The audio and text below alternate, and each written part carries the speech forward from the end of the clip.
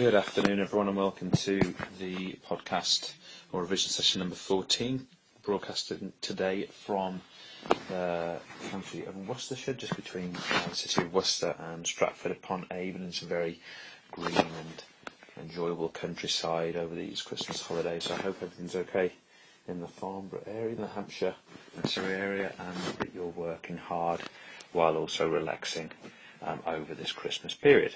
Well, today we're going to talk about control of breathing, and I'm going to look at the differences between how breathing is controlled as a passive process, or as a resting process, and as an exercising process, and looking at the difference between the active exhalation during exercise and the passive exhalation during resting conditions. So first of all, our basic concepts. And look, breathing in, we of course term inspiration or inhalation. They're all the same notion, but we are looking here at an increased area within the thoracic cavity. Just to be absolutely clear, by thoracic cavity we mean this area here. That is a cavity within the thorax or within the chest. And if that area increases, then because of a pressure gradient, the air from the outside world will rush in to the lungs within that thoracic cavity. So we're really interested in how is it that we increase that area to cause breathing in to occur. And of course, what happens here, we have contraction of two muscles. The first one you can see here.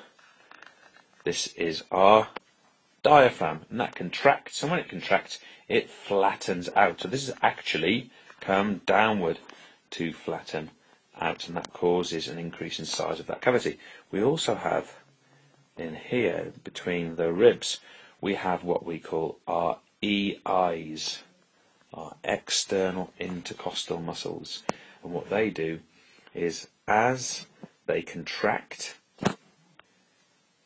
the origin on the upper rib pulls on the insertion of the lower rib and lifts the chest upwards and outwards. You see that with this arrow here, thereby increasing the size of that cavity, and therefore air rushes in. Now all of this is controlled by a part of the brain within the medulla oblongata called the respiratory control center, and this inhalation is actually controlled by the inspiratory control center. So one particular part of the respiratory control center, inspirational breathing, is controlled by the inspiratory control center.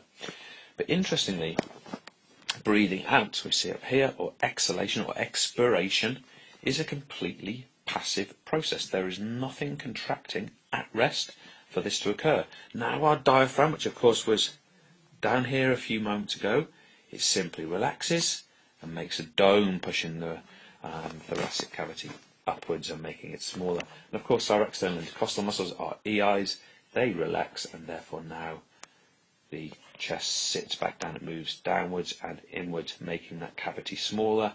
And because this cavity, look at the area of it now, because it is now smaller than it was before there, of course air now rushes out because of the pressure gradient caused between the internal air of the lungs and the external air of the environment. Now we've already seen that the respiratory control center is made up of an inspiratory control center, but it also has what we know as an expiratory control center. We need to know what these two centers actually do. Well, first of all, when we want to make inspiration deeper, the inspiratory control center, of course, we know already that it recruits and activates the diaphragm to contract, but it also activates the external intercostal muscles, the EIs. But what else, if we want to breathe deeper, can the inspiratory control center actually recruit? Now we're kind of interesting, come down here, and I'm going to argue that there are additional muscles which can contract to cause a more forceful contraction, therefore further increasing the size of the thoracic cavity. And I'm going to add those in for you. So as you can see here, the inspiratory control center recruits three additional muscles: the scalenes, the pectoralis minor, which we have here, and a crazy word, this one, the sternocleidomastoid, which is also recruited when we breathe in more deeply and we use up more of our inspiratory reserve volume. But the question really needs to be asked, why do we actually recruit these muscles? What occurs to inform the inspiratory control centre that these muscles need to be recruited? And of course you guys know already, don't you, we have our receptors which inform the respiratory control centre of the sort of state of play or the condition of the blood and of muscle and whether contractions are occurring. So of course what we have here really simply is the chemoreceptors inform the respiratory control centre that if we're exercising we have a drop in pH or an increase in acidity. Baroreceptors detect an increase in blood pressure, informing the respiratory control centre that movement is occurring. The proprioceptors in the muscle and the tendon inform the RCC and therefore the inspiratory control centre that we have movement taking place because we have increased tension in muscles, and as a result the ICC further recruits more muscles to produce a more forceful contraction. So that explains how we breathe in more deeply, but what about breathing faster? Well, of course, to breathe faster, we actually need to breathe out quicker or more forcefully. So at this stage where we have a significant change in the chemicals in the blood and we have a significant drop in pH, we have a significant increase in blood pressure, we have a significant detection of movement in the muscles, where the inspiratory control centre says to the expiratory control centre, come on, help me out here, we actually need to go a little bit faster, and therefore the inspiratory control centre activates during these processes to increase the rate of breathing, to make us breathe faster. And it does it in the following way. Well, what the expiratory control centre does is it recruits these additional muscles. First of all, it recruits the the internal intercostal muscles. Again, these muscles lie between the ribs, but this time they pull downwards. So when they contract, they further reduce the size of the thoracic cavity. And exactly the same, the abs, the abdominals, the rectus abdominis actually pull down here on the lower part of the sternum, and they actually pull the ribs further down and back, further decreasing the size of the thoracic cavity, and these muscles are controlled by the expiratory control centre, which during exercise conditions becomes an active mechanism, and therefore breathing out is now an active rather than a passive process. So, a couple of key things for your exam. When you talk about things like chemoreceptors and baroreceptors and proprioceptors, you must say what they are detecting and whether it's going up or down.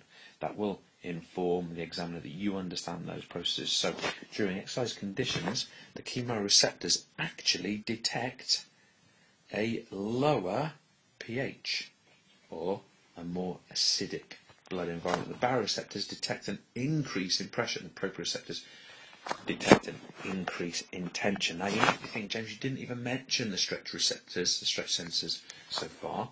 And that's because these exist within the lungs themselves. And when the lungs are filling to a significant degree, you actually have a way of preventing any further deepening of breathing and actually increasing the rate of breathing. And the stretch centres are actually the things that inform the expiratory control centre to activate, to make breathing faster. And we have a nice name for this. It's called the Herring-Brewer reflex. The Herring-Brewer reflex. And if you could get that into your exam paper, that would be a magnificent effort.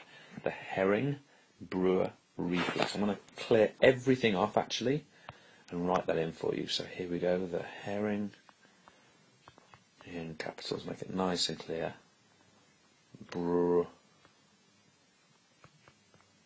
Reflex. And if you get that in your exam, you can be heartily proud of yourself. So try and do it, and that is the mechanism where the stretch sensors in the lungs themselves actually detect an overfilling of the lungs or increased stretch, and they activate the expiratory control centre to increase the rate, the actual rhythm of breathing, so we don't actually have to breathe any more deeply, but we can breathe faster. Guys, I hope you're enjoying the revision sessions so far and that they're useful. Trying really hard to make these relevant. As I've said to you many times, if there's feedback you can provide on what is more and less useful, I'd be very, very keen to hear it. Guys, have a brilliant Christmas Eve. Tomorrow I'll try my very best to upload another revision session. I do have a few family commitments tomorrow, but I'll do what I can, even if it's a short podcast, to get this up and running for you. Have a lovely Christmas Eve. Take care. Bye.